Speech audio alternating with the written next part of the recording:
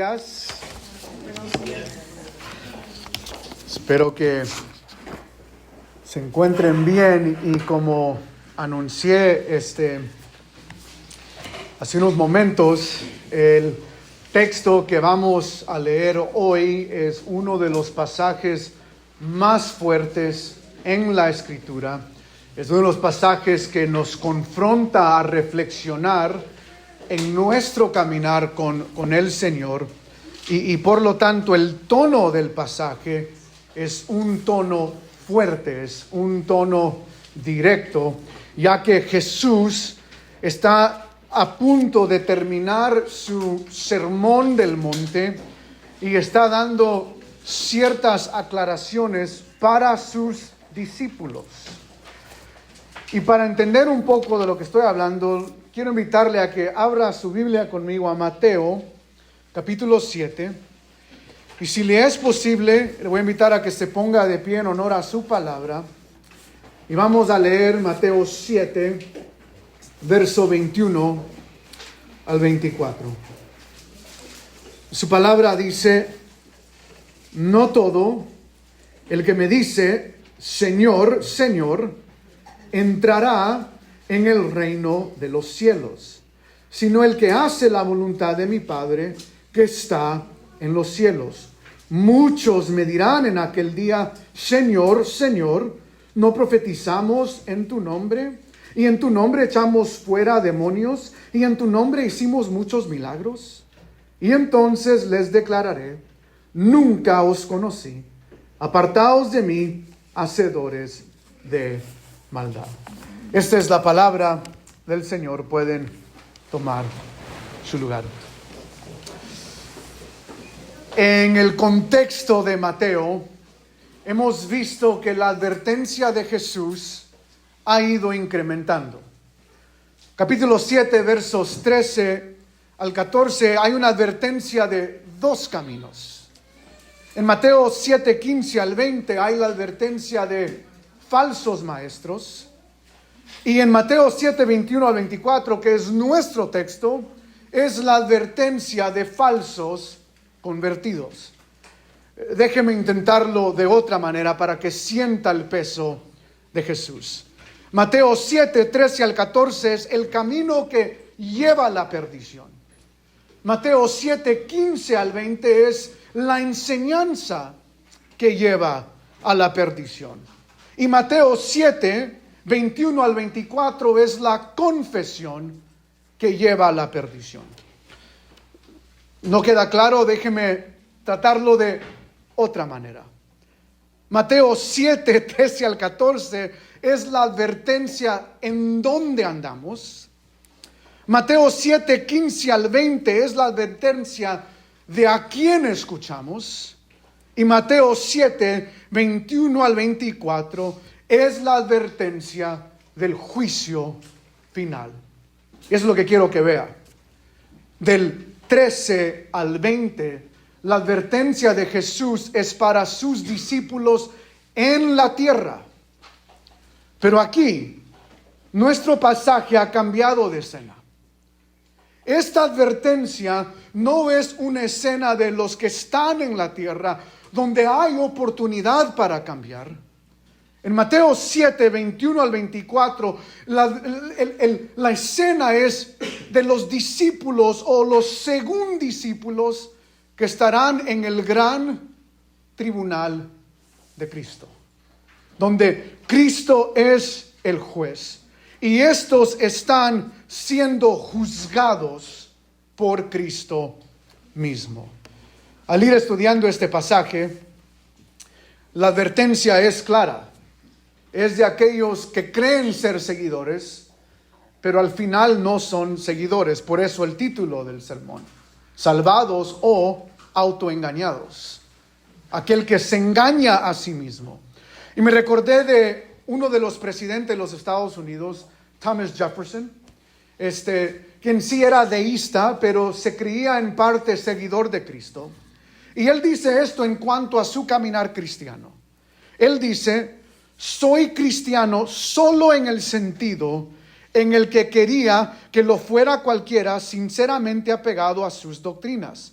por encima de todas las demás, atribuyéndole toda excelencia humana y creyendo que él nunca reclamó ninguna otra.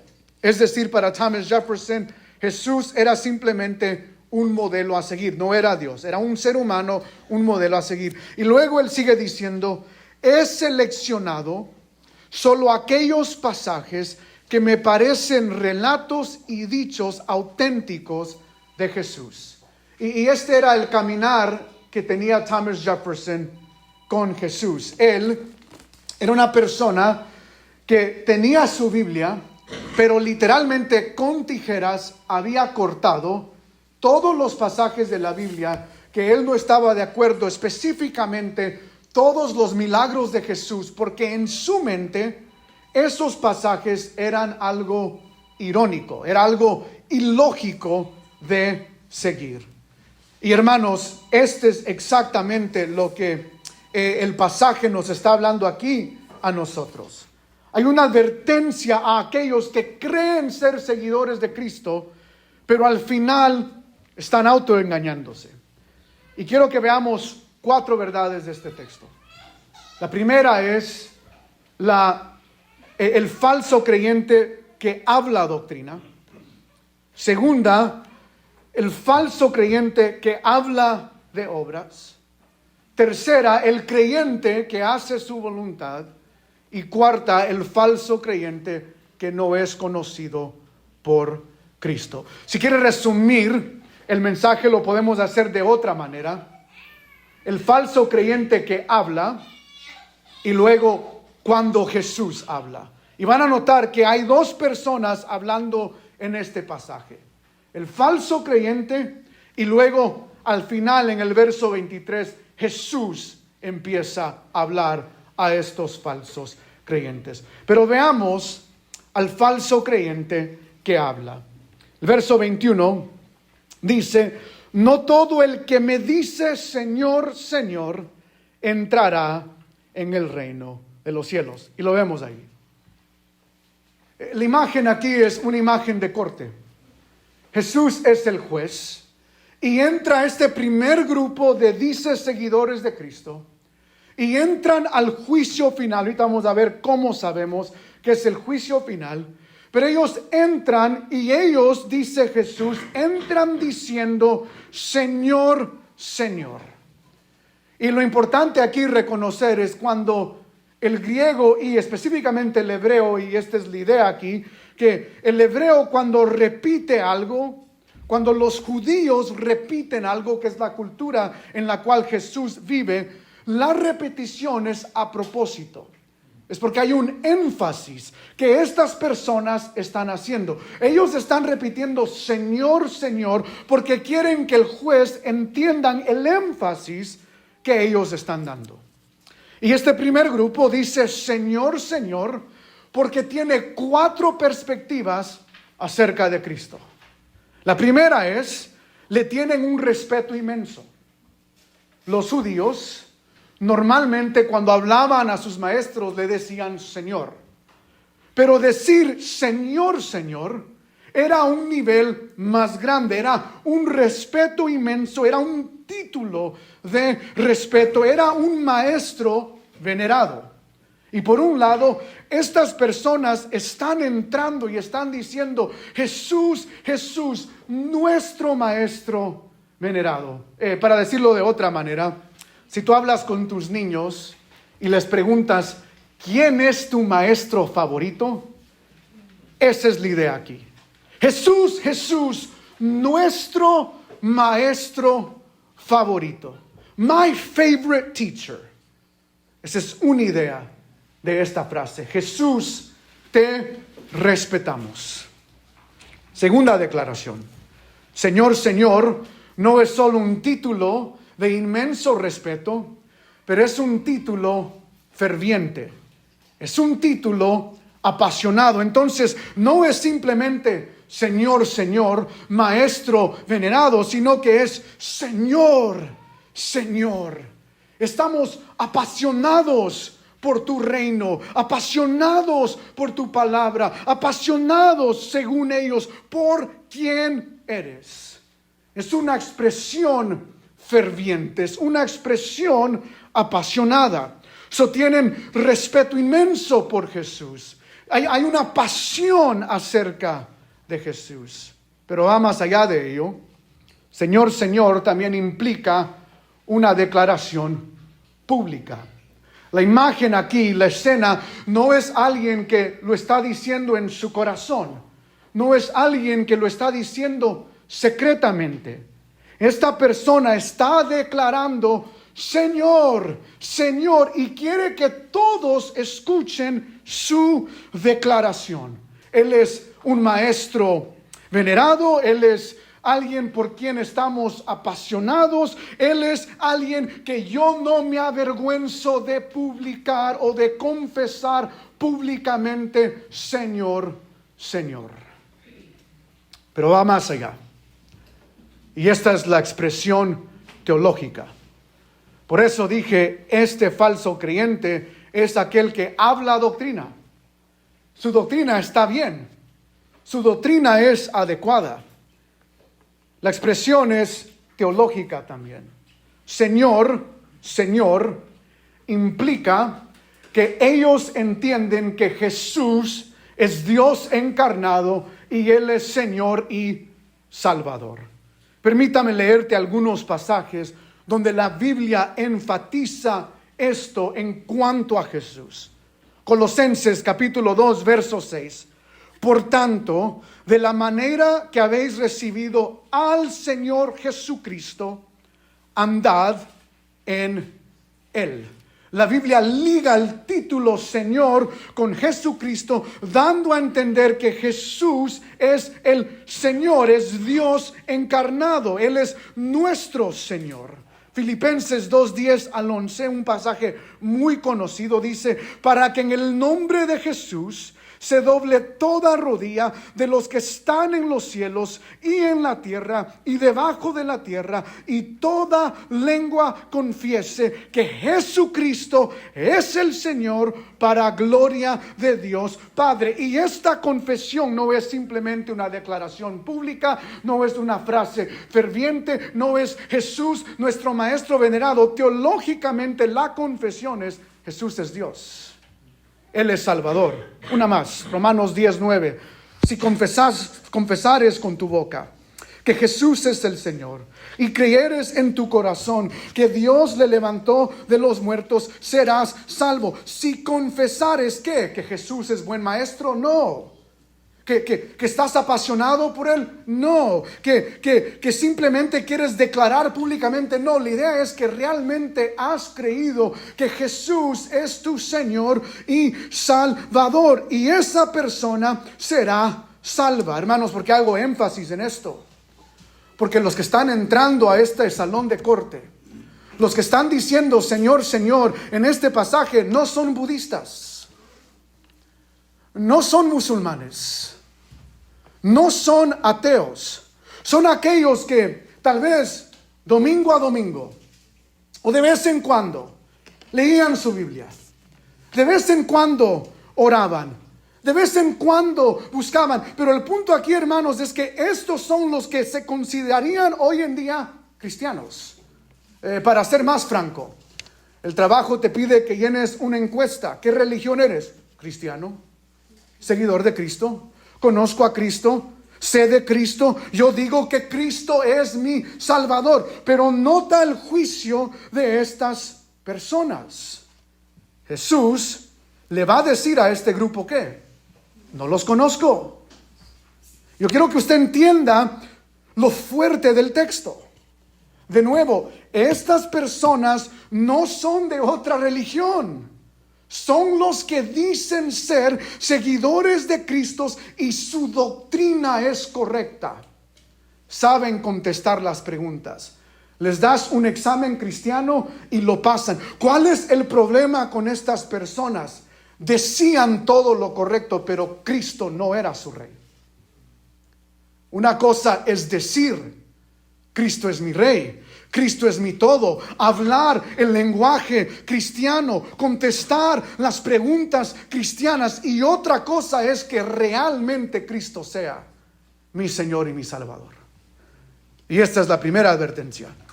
Que nosotros podemos engañarnos creyendo que somos cristianos porque sabemos hablar el lenguaje. Pero mi pregunta para ti en esta mañana es, ¿realmente es Cristo tu Señor y tu Salvador? ¿Realmente es tu prioridad? Y no estoy hablando, hermanos, es muy importante para mí que nos reunamos como iglesia. Y es muy importante para mí que entendamos la prioridad de eso. Pero ¿le puedo dar un consejo a los padres? A veces los padres dicen, es que mi hijo no busca, es que no oran, es que no quieren porque tú no les has enseñado. El interés del evangelio no se aprende domingo tras domingo. ¿Cuándo fue la última vez que la Biblia en tu casa se abrió el lunes? ¿Cuándo fue la última vez que oraste con tus hijos? ¿Cuándo fue la última vez que la palabra realmente fue el fundamento, la prioridad en tu vida, en tu matrimonio, en tu familia? Entonces, no hablemos de simplemente decir, yo creo en Jesús, qué bueno. Pero es realmente tu prioridad. Es realmente tu Señor. Es realmente tu Salvador. Y estos entrarán hablando doctrina y Jesús les dirá, no los conozco. Ahora, noten el verso 22. El falso creyente que habla de sus obras. No todo, dice el verso 21, el verso 22, muchos me dirán en aquel día, misma frase, Señor, Señor, pero estos van más allá de una declaración teológica. Señor, Señor, mi Salvador, esa es la idea ahí. ¿No profetizamos en tu nombre? ¿Y no echamos fuera demonios? ¿Y en tu nombre hicimos muchos milagros? Ahora, noten, Jesús dice, muchos me dirán de nuevo, hablarán, llegarán hablando, llegarán diciendo, llegarán hablando acerca de Dios en aquel día. ¿Cuál día? Y por eso ya lo mencioné. Aquí es donde vemos que es el juicio final. Esto no es en la tierra. La advertencia de los falsos profetas, la advertencia de los dos caminos es Jesús diciéndole a sus discípulos, esa es su oportunidad para cambiar. Pero aquí ya será el juicio final, en aquel día. Y en la Biblia habla de dos tribunales, el tribunal de Cristo, que en sí ese tribunal es para los creyentes. Y luego el tribunal del gran trono blanco, ese tribunal es para los no creyentes, donde serán juzgados. Y la idea aquí es que estos vienen entrando al gran trono blanco y el primer grupo entra con sus evidencias de hablar teológicamente. El segundo grupo entra con sus evidencias de las obras que han hecho. Y hermanos, las obras son espectaculares. ¿Alguien ha profetizado y se ha cumplido aquí? No conteste. ¿Alguien ha expulsado a demonios aquí? ¿Alguien ha hecho, no milagros, muchos milagros? Y entran hablando de lo que han hecho. Esto es lo interesante. Estas tres cosas son las tres cosas que hacían los discípulos para confirmar el mensaje de Jesús. Los discípulos hicieron milagros. Los discípulos expulsaron demonios. Los discípulos hablaban verdades acerca de Jesús. Y ese es el punto. Ellos creen ser discípulos y vienen hablando de sus obras. Y vemos en el verso 24 que ellos se jactan de lo primero, que es, no profetizamos en tu nombre. Están hablando de sus obras. Mira, Jesús, Salvador, Salvador, Señor, Señor, mira lo que hicimos en tu nombre. Profetizamos en tu nombre. Y aquí hay dos categorías. Vamos a aprender el próximo mes. Estaremos hablando más a fondo de los dones, específicamente los dones milagrosos. Y uno de ellos es la profecía. Y en los dones hay dos categorías de profecías. Hay profeteo, que es simplemente declarar la verdad, de decir lo que Dios dice. Y la idea aquí es que algunos de estos profetas son predicadores. Son aquellos que se levantaban y predicaban. daban grupos pequeños, enseñaban a otros, hablaban de Jesús. Mira, Jesús, nosotros profetizamos, declaramos, hablamos de ti. Hablamos en tu nombre, enseñamos en tu nombre. Y hermanos, lo hemos visto en nuestro mundo. Pastores aún famosos en el mundo evangélico, tristemente, que llevan años de trayectoria y al final, ¿qué? Sale todo el escándalo. Que andaban fornicando con mujeres no sus esposas, que andaban algunos robando el dinero, otros enojones, maltratando a los miembros de la iglesia. Y las historias son tristes y siempre salen casi al final de su vida, de su ministerio. Y eso es lo triste y no debe sorprendernos entonces que Jesús diga que algunos, yo para mí es la última como misericordia de Dios a esas personas que sean hallados aquí viviendo de esa manera. Es como un último acto de Dios de tratar de hacerlos reflexionar, porque lo peor es que llegues tú al día final creyendo ser salvo y que Dios diga, Jesús diga, yo no te conocí. Pero esta categoría, profetizamos en tu nombre, se habla de aquellos que hablaron la verdad acerca de Cristo. Quiero ponerlo más allá, no son los falsos maestros. Los falsos profetas ya los vimos. Estos eran, para decirlo de otra manera, expositores. Enseñaban fielmente su palabra. El problema con ellos era su vivencia. Jesús va a decir esto de los fariseos. Escuchen lo que enseñan, porque enseñan bien, pero no hagan lo que hacen. Porque es su vivencia que está mal. Su enseñanza está bien. Eran predicadores. Y algunos eran profetas que profetizaban el futuro. Decían, así dice el Señor, esto va a suceder. Y no eran como los falsos profetas que vimos la semana pasada, que dicen y nunca se cumple. La idea aquí es que estos profetizaron en el nombre del Señor. Y la implicación es que sucedió. Y van a entrar jactándose al trono, al juicio, y van a decir, predicamos fielmente en tu nombre, Jesús, dimos 5 profecías y todas se cumplieron. Esperando que Jesús diga, wow. Y Jesús va a decir, nunca los conocí. No, pero hay más. No es solo los falsos profetas, los que dicen profetizar en el nombre. Están aquellos que dicen, echamos fuera demonios. Y entonces entre los muchos van a haber algunos que entran diciendo, mira las profecías que hicimos. Y luego va a entrar otro grupo entre los muchos que dirá, nosotros no profetizamos, pero echamos fuera demonios. Expulsamos a demonios, reprendimos a demonios. Y estos no son como los hijos de Seba en Hechos 19. ¿Se acuerdan de los hijos de Seba que trataron de expulsar a demonios en sí? La Biblia dice que eran exorcistas, o sea, su empleo. Eran exorcistas y tratan de expulsar a los demonios, y los demonios dicen, conocemos a Pablo, conocemos a Jesús, pero ustedes no los conocemos. Y al final les terminan dando una paliza y los terminan correteando y salen desnudos. Pero estos no eran como los hijos de Seba.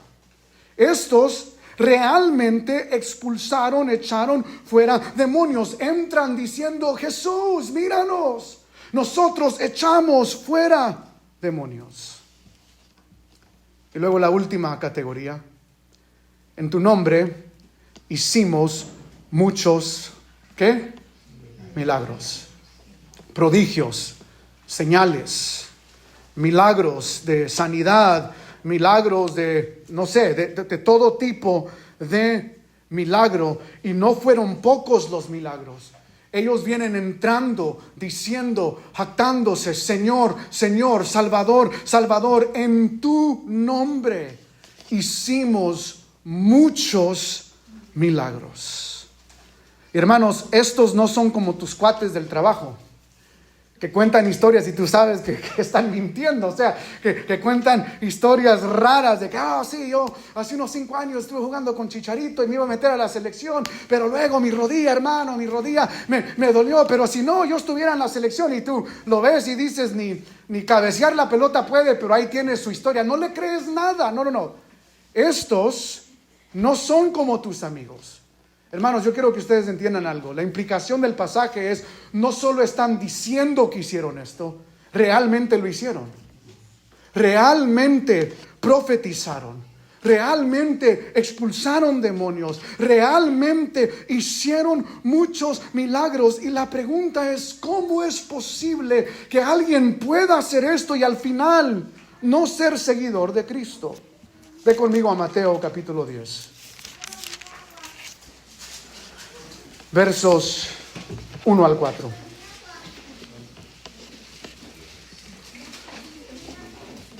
Mateo 10, 1 al 4. Dice, entonces llamando a sus 12 discípulos, ¿a quiénes? A los 12. Les dio autoridad, noten, sobre los espíritus inmundos, ahí está, reprensión de demonios, para que los echasen fuera. Y para sanar toda enfermedad, ahí está, milagros y toda dolencia. Los nombres de los 12 apóstoles son estos: Simón, llamado Pedro; Andrés, su hermano; Jacobo, hijo de Zebedeo, y Juan, su hermano; Felipe, Bartolomeo, Tomás, Mateo el publicano, Jacobo, hijo de Alfeo, Lebeo, por sobrenombre Tadeo, Simón el canaanita, y Judas Iscariote, el que también, ¿qué? Le entregó. ¿Echó fuera demonios Judas?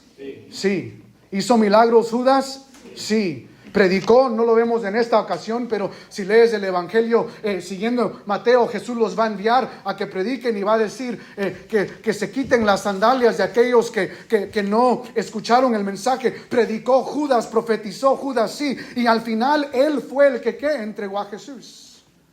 Porque hermanos, nuestra salvación no se trata de las cosas que podemos hacer.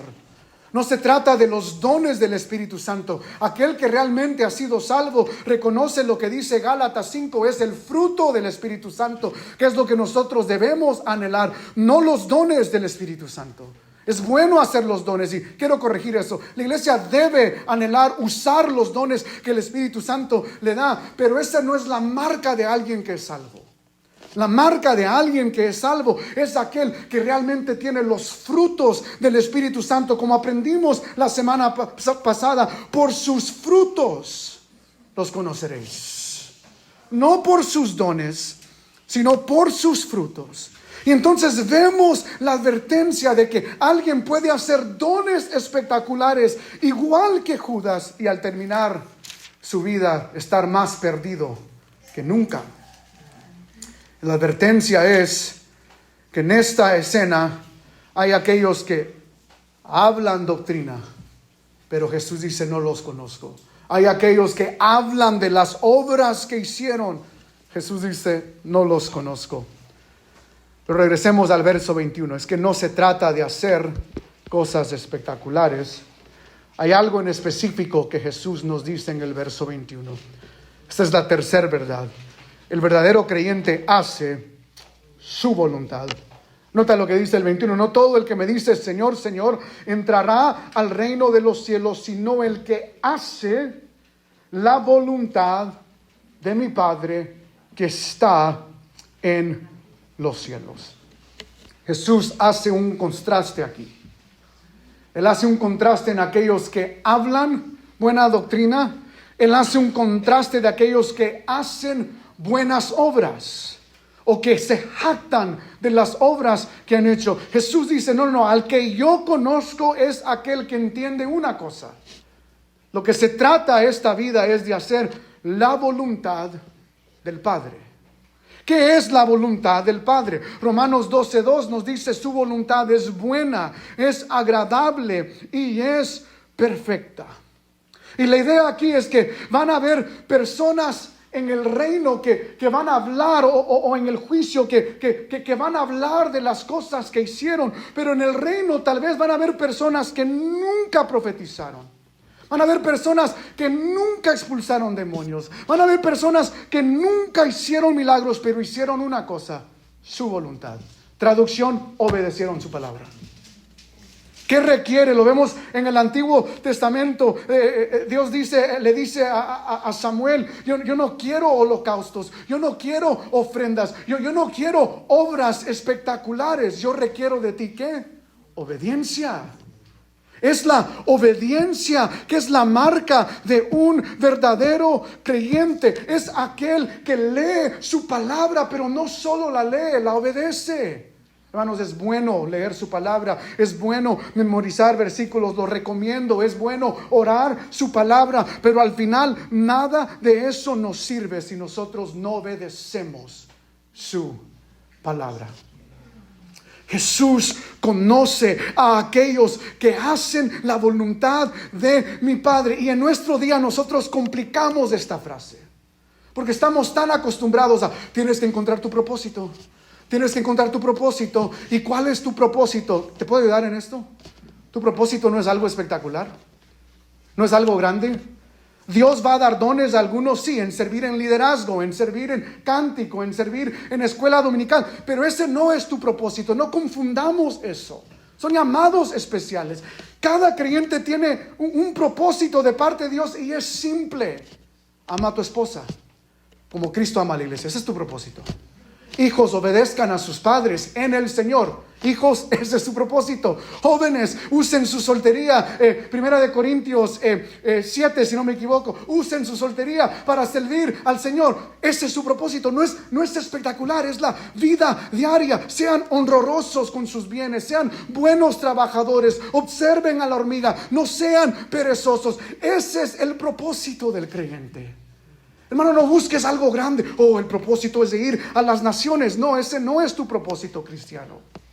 Tu propósito cristiano es algo tan simple como: no dejen de congregarse como algunos tienen por costumbre.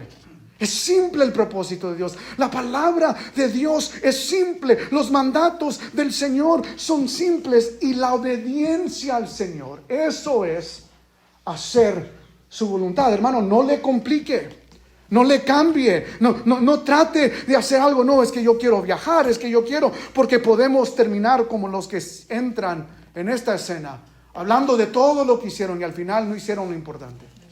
Sus hijos perdidos, sus esposas amargas, molestas. No es lo que Dios nos ha llamado. El propósito de Dios es simple, es obedecer su palabra. Amén. Amén. En el contexto aquí implica hacer la voluntad, que son vivir como los bienaventurados. Implica aquí no ser hipócritas como los fariseos que anuncian el dar, que oran para impresionar, que ayunan para aparentar espiritualidad. En el contexto implica caminar por el camino correcto, implica no ser engañados por falsos profetas. Pero el punto, de nuevo, el punto es simple. Aquel que hace la voluntad de Dios es aquel que obedece los mandamientos del Señor. Y obedece los mandamientos del Señor porque realmente Jesús es su Señor. Porque realmente es su Salvador. Porque realmente Cristo es su todo en todo. Y esa es la pregunta en esta mañana. ¿Es Cristo nuestro todo o no es nuestro todo? Y ahora quiero que noten aquí: los falsos han hablado, han hecho declaraciones doctrinalmente correctas, se han jactado de las obras espectaculares que han hecho en el nombre del Señor.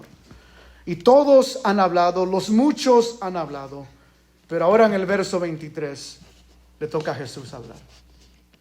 Jesús habla en este texto. Hermanos, en el día final, Cristo va a ser o nuestro abogado que nos da entrada al reino, o va a ser nuestro juez que nos niega entrada al reino. Es una de dos: o va a ser mi abogado o va a ser mi juez. Y cómo tú vives esta vida va a determinar eso. Si fuiste obediente, si realmente Cristo fue tu todo. Y aquí vemos a Jesús hablarle a estos falsos creyentes, dice ser creyentes, y les da una declaración fuerte. Entonces les declararé. Noten, por eso sabemos que Jesús hablando, porque Él dice, entonces, no dice entonces le declararán, Él dice entonces les declararé. Jesús va a declarar: nunca os conocí, apartaos de mí, hacedores de maldad. Y esta es la cuarta verdad del pasaje.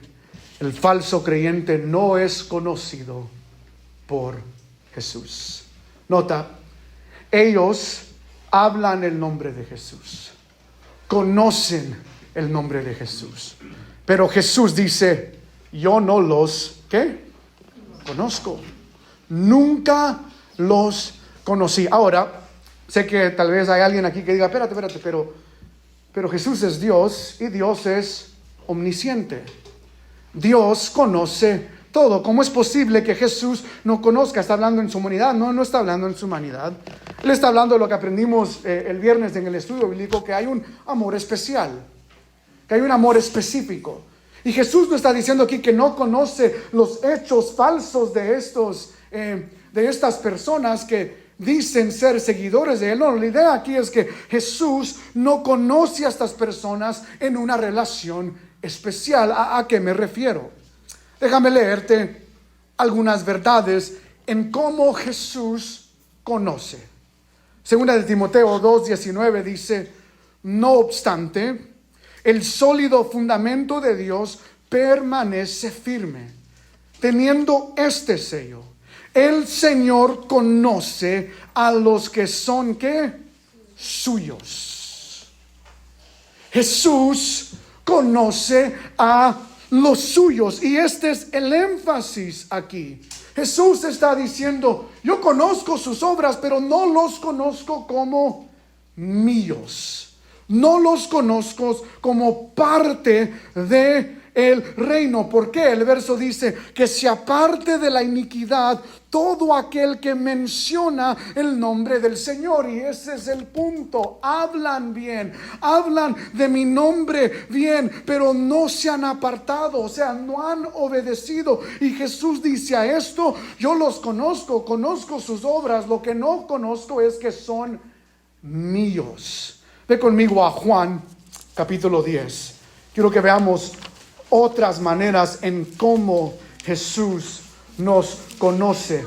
Jesús conoce a los suyos. Juan capítulo 10, verso 14.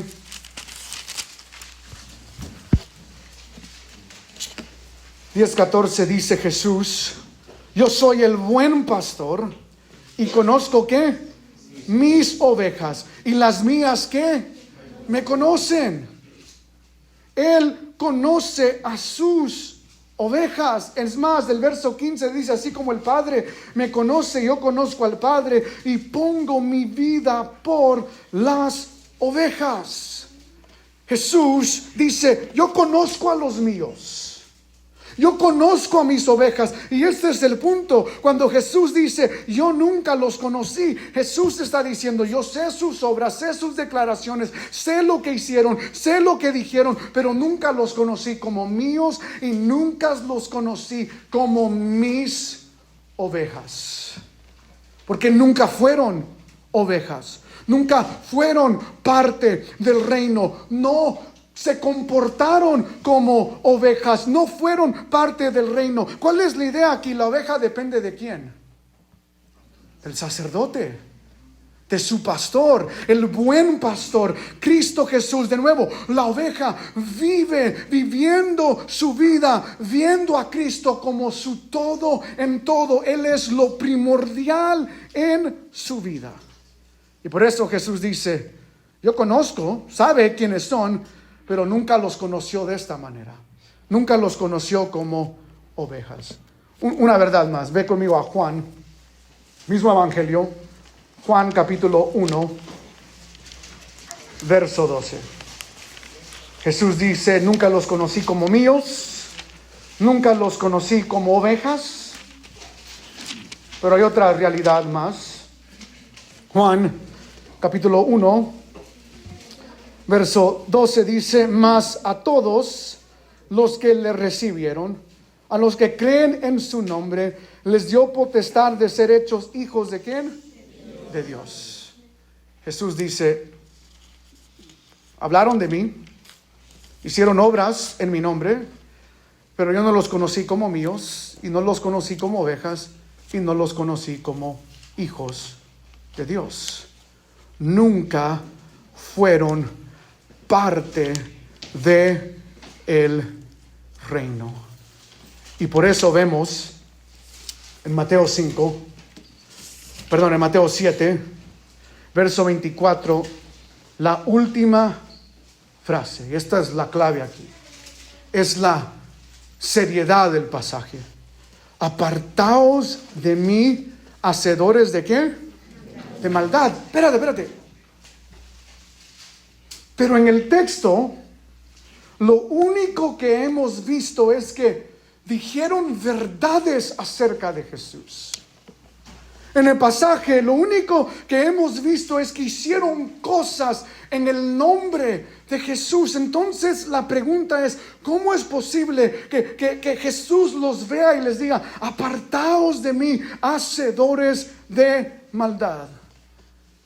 Y la razón por esto es porque es la advertencia que Isaías da en su libro, es la advertencia que Jesús va a dar en su evangelio, que muchos dan servicio de labios, pero que su corazón está muy lejos de mí.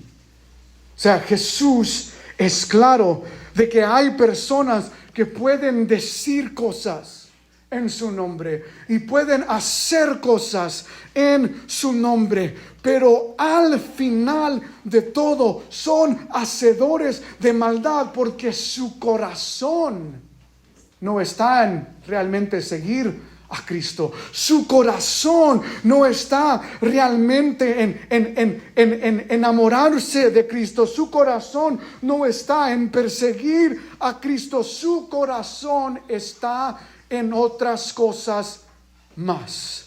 Aman más a otras cosas que a Jesús. Y hermanos, el castigo es severo, porque es un castigo eterno. Es un castigo donde Jesús mismo como juez dirá, no tienen entrada al reino. Y por lo tanto, estos falsos terminan siendo opuestos al reino. Terminan siendo personas que están fuera del reino. Y Mateo 7 nos da la advertencia a nosotros a que no seamos estas personas que escucharon acerca de Jesús, que aparentaron buscar acerca de Jesús, que aparentaron hacer cosas en el nombre de Jesús, pero al final nunca fueron de Jesús. Sus corazones estaban lejos. Y de nuevo, por eso hago la pregunta: ¿realmente es Cristo tu Señor y Salvador?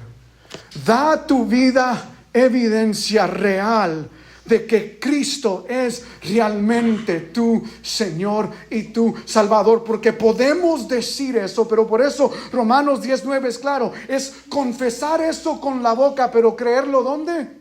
En el corazón. Tiene que ser real, tiene que haber un cambio, una transformación real. Para otra verdad en este pasaje. O bueno, la verdad es clara, pero quiero ilustrarte la verdad. ¿Cómo sé yo que mi corazón no es uno que cree ser salvo, pero realmente no es salvo? Quiero que te imagines la escena de esta manera. Está Cristo en su trono. Ha pegado y dice, corte en sesión. Están las huestes angelicales como testigos del veredicto que Jesús va a dar. Y de repente, antes de iniciar, que Jesús llame a las personas para entrar en su veredicto, escuchas por la puerta de atrás que alguien empuja la puerta fuertemente, ¡boom! Y se abren las puertas de este juicio y entra el primer grupo diciendo, Señor, Señor, mi Salvador, mi Salvador. Y yo puedo imaginarme a los huestes angelicales, porque no entienden todo. Si haces un estudio de los ángeles, ellos anhelan conocer las verdades de la gracia, anhelan conocer el evangelio. Y puedes ver a los ángeles, a estas huestes impresionadas. Wow, este grupo, mira cómo entran, miran cómo hablan del Señor. Y luego Jesús, a punto de dar su veredicto a ellos, pero antes de poder darlo, entra otro grupo y ¡boom!, tiran la puerta. Y entran los que profetizaron en el nombre de Jesús. Señor, Señor, míranos a nosotros, profetizamos en tu nombre.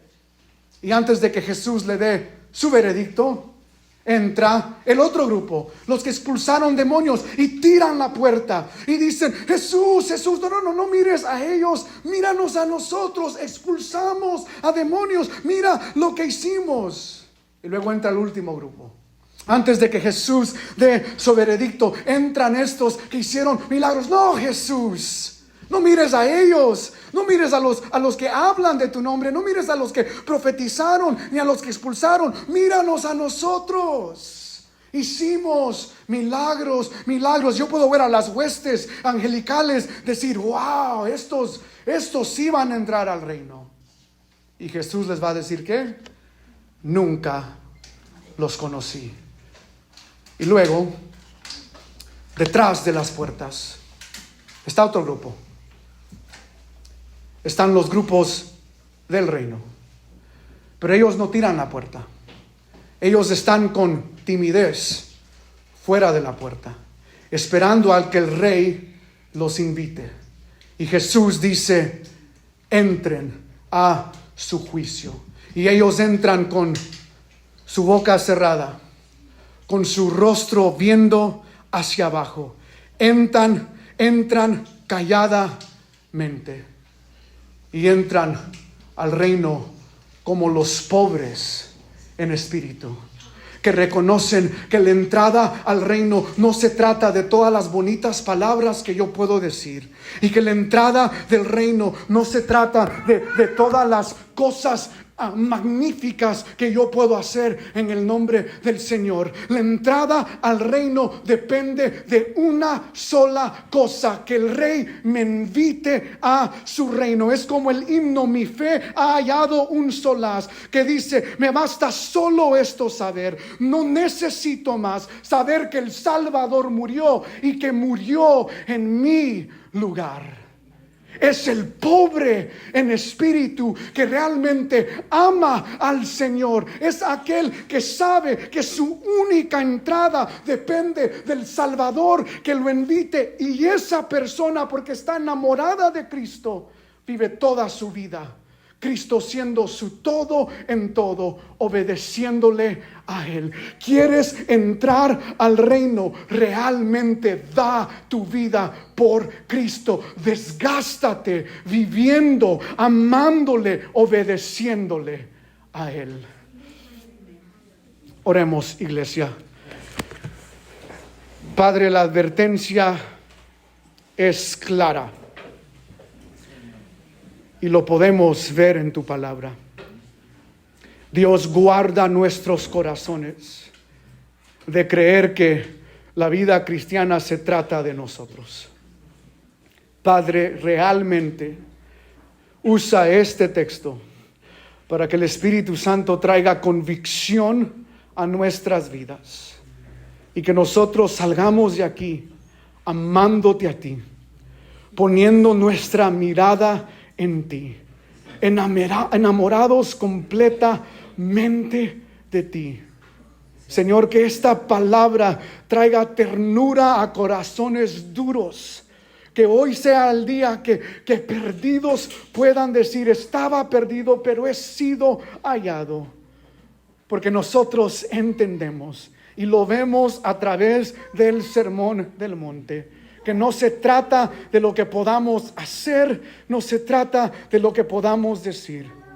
Cristo, si tú nos das entrada al reino, nosotros no tenemos esperanza. Ayúdanos a estar ligados a la vid verdadera, porque sin ti nada podemos hacer. En el nombre de Jesús oramos. Amén y amén.